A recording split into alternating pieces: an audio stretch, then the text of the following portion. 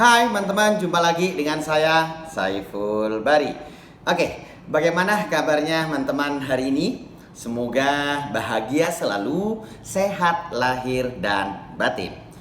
Oke, hari ini saya memiliki informasi menarik gitu ya, terutama untuk teman-teman yang ingin belajar kopi tidak sebatas kopi susu, tidak sebatas latte art. Seperti yang kita tahu, kopi ini memiliki cakupan pengetahuan yang sangat luas, mulai dari kopi itu di tanah hingga kopi itu di cangkir. Itulah kenapa banyak lembaga training yang menawarkan aneka kelas, aneka pelatihan, mulai dari kelas-kelas atau pelatihan-pelatihan yang berskala lokal hingga internasional seperti SCA maupun CQI dengan banyak levelnya. Dan itu tentu membutuhkan budget atau biaya yang tidak sedikit. Oke, nah kembali ke informasi menarik yang saya janjikan di awal tadi. Nah, hari ini saya ingin berbagi untuk teman-teman berkaitan dengan organic acid yang tadi sudah ditampilkan ya di awal. Jadi jujur sebenarnya saya di bulan puasa kemarin ya itu sudah melakukan streaming berkaitan dengan organic acid ini. Dan streamingnya itu untuk durasinya ya panjang, lama 1 jam 16 menit kalau nggak salah. Oke, untuk teman-teman yang belum menontonnya, silahkan tonton terlebih dahulu karena di situ penjelasan berkaitan dengan organic acid sudah sangat lengkap. Oke, apalagi memang di sebelum-sebelumnya jarang atau bahkan tidak ada yang membahas soal organic acid ini di di YouTube. Seperti itu, teman-teman. Jadi saya menyarankan teman-teman untuk menontonnya terlebih dahulu di streaming saya di bulan puasa. Sudah saya save, sudah saya upload di channel ini. Oke. Nah, yang spesial di hari ini gitu ya, bahasan soal organic acid kenapa perlu diulang gitu ya? Karena saya mendapatkan produk yang dibuat oleh lokal gitu ya, oleh teman saya ya, teman kopi yang ada di Bandung, yaitu Sumber Anugrah Coffee Roastery. Oke, seperti ini ya. Ini adalah organic acid. Jadi kalau kita beli gitu ya ke Sumber Anugrah Roastery ini, nanti akan dikirimkan 6 organic acid. Jadi dalam satu kit itu ada 6 organic acid. Yang pertama ada citric, kemudian ada malic, ada asetik, lalu kemudian ada fosforik, ada laktik dan ada tartarik.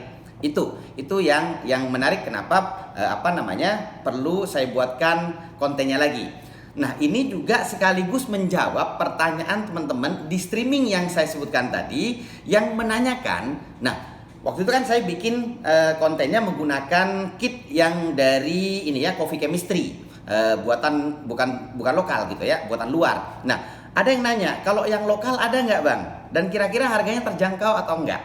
Nah, ini adalah jawabannya. Ternyata ada loh buatan lokal, buatan Bandung ya, Sumber Anugrah Roastery. Dan harganya setahu saya nggak terlalu mahal. Nanti di video ini ya, terutama di deskripsinya akan saya cantumkan linknya supaya teman-teman bisa langsung ya berkomunikasi, bertanya gitu ya, berapa harga dan seterusnya. Seperti itu ya teman-teman. Nah,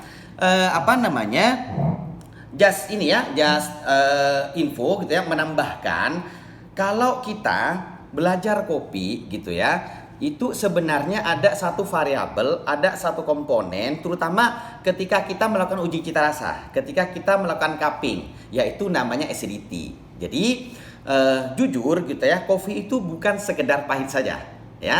Kopi itu memiliki derajat keasaman ya, derajat keasaman. Banyak orang yang sudah tahu soal ini, tetapi tidak banyak yang tahu bahwa kopi itu memiliki keasaman yang beraneka ragam.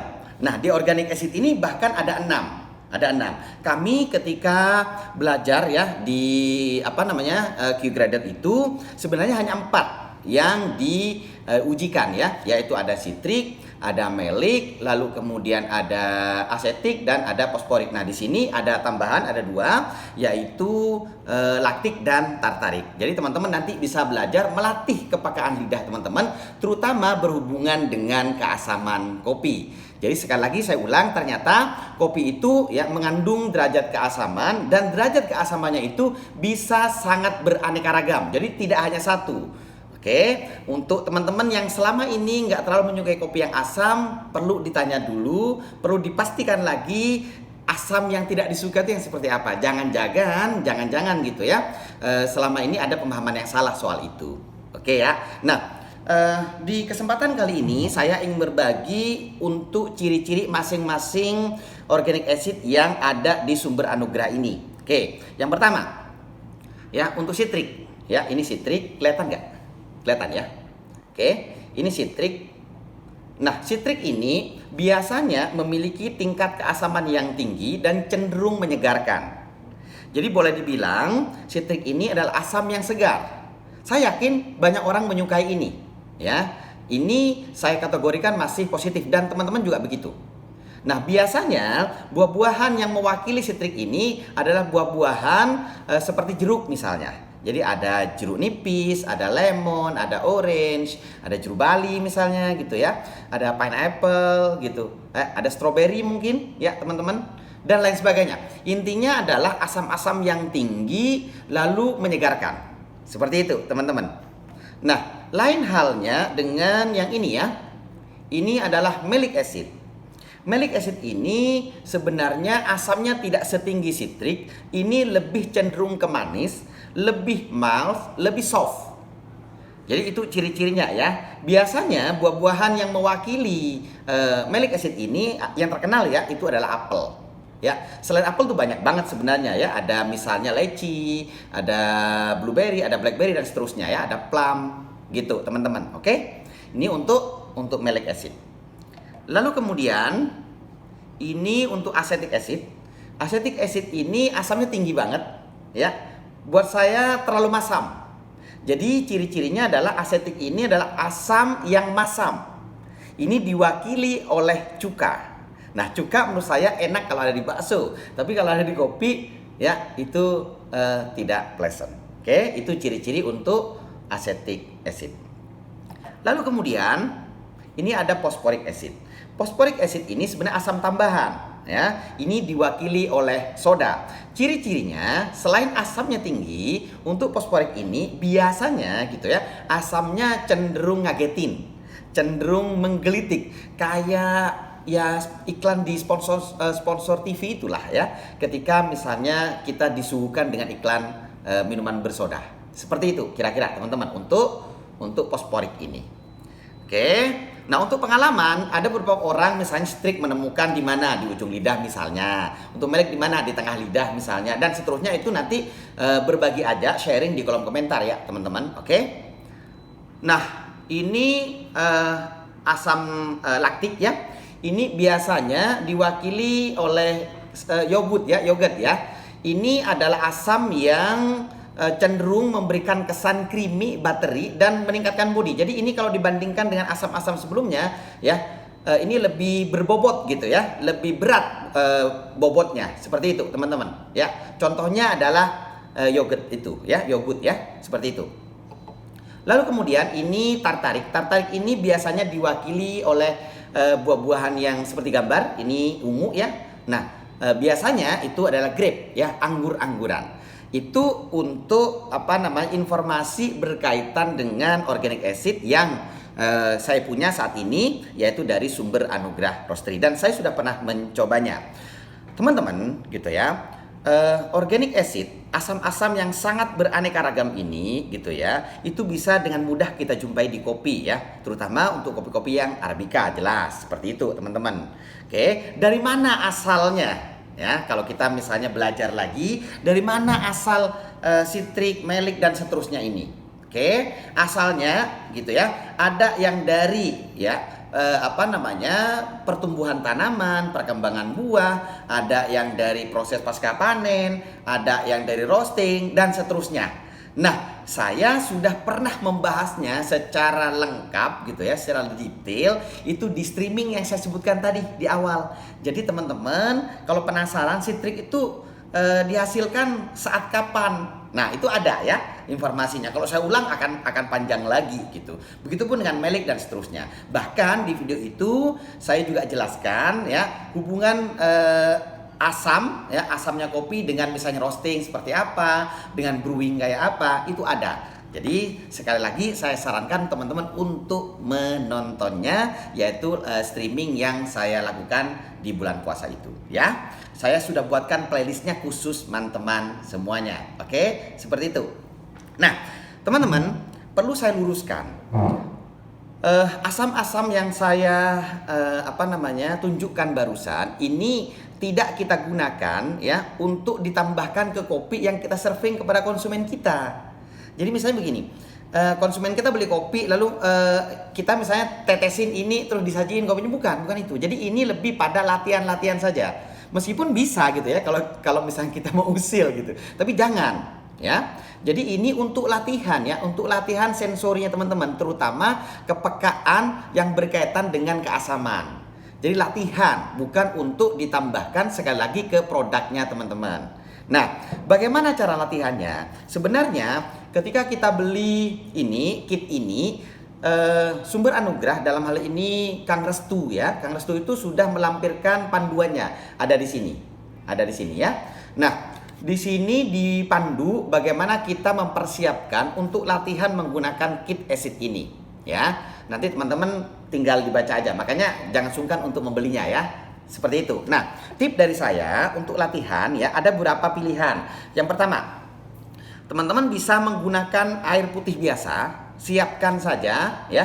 Paling tidak ada 7 gelas. Oke, masing-masing gelas tambahkan dengan ini ya, asam-asam yang saya tunjukkan barusan ya. 1 sitrik, 2 melik, 3 asetik, 4 fosforik, lalu kemudian ada lektik, ada tartarik. Nah, yang satu lagi, yang ketujuh itu jangan ditambahkan. Itu sebagai kontrolnya. Oke, itu yang pertama. Yang kedua, teman-teman bisa membuat kopi. Ya, membuat kopi, boleh diambilkan FP-nya deh untuk ininya, biar ditunjukkan. Jadi teman-teman buat kopi, kalau misalnya nggak punya batch brew gitu ya, pakai aja FP. Ya, FP itu seperti apa? Ini saya tunjukkan. Oke, seperti ini, kelihatan. Ya, tapi yang ukuran besar. Ya, yang ukuran besar. Buat aja kopi di sini. Oke, buat kopi di sini untuk kira-kira 7 cup juga, ya. Kalau di sini disarankan ya totalnya itu sekitar 400-700 ml totalnya. Ya, sekali buat. Makanya kemudian disarankan pakai FP yang lebih besar dari ini. Seperti itu. Oke, saya balikin dulu. Oke. Nah, kopi yang kita buat, baik yang menggunakan FP tadi maupun yang menggunakan batch brewer, bisa juga sih sebenarnya menggunakan americano. Tapi yang paling direkomendasi itu adalah menggunakan batch brew. Seperti itu ya teman-teman. Itu dibagi ya 7 gelas, 7 cangkir gitu ya. Lalu kemudian tambahkan dengan asam-asam yang kita punya. Masing-masing silakan bereksperimen ya. Tambahkan 2-7 tetes. Ya, 2-7 tetes. Untuk fase-fase awal nggak apa-apa, agak banyakkan. Misalnya 7 tetes tadi. Supaya teman-teman bisa mengidentifikasi ya perbedaan-perbedaan masing-masing gelas yang sudah ditambahkan dengan acid ini. Sitrik, melik dan seterusnya. Oke. Nah, itu dicoba baik yang menggunakan air putih biasa maupun yang menggunakan kopi ya, yang menggunakan kopi. Usahakan kopi yang dipakai itu ya, kalau di sini dijelaskan ya, jangan yang terlalu kuat atau bisa menggunakan kopi yang flat ya, supaya teman-teman untuk fase-fase awal bisa lebih mudah membedakan bagaimana ciri-ciri sitrik, melik dan seterusnya itu. Itu ya teman-teman ya. Jadi bisa menggunakan air putih biasa, tambahkan dengan ini, atau kopi yang dibuat dengan FP atau bisa dengan americano, atau juga yang paling bagus adalah batch brew ya, seperti itu ya. Nah, setelah teman-teman belajar ya dengan pilihan yang tadi, lalu tingkatkan ya ininya ya, challenge-nya. Misalnya dengan mengurangi intensitasnya. Kalau misalnya di awal-awal pakai 6-7 tetes, ya kurangin saja.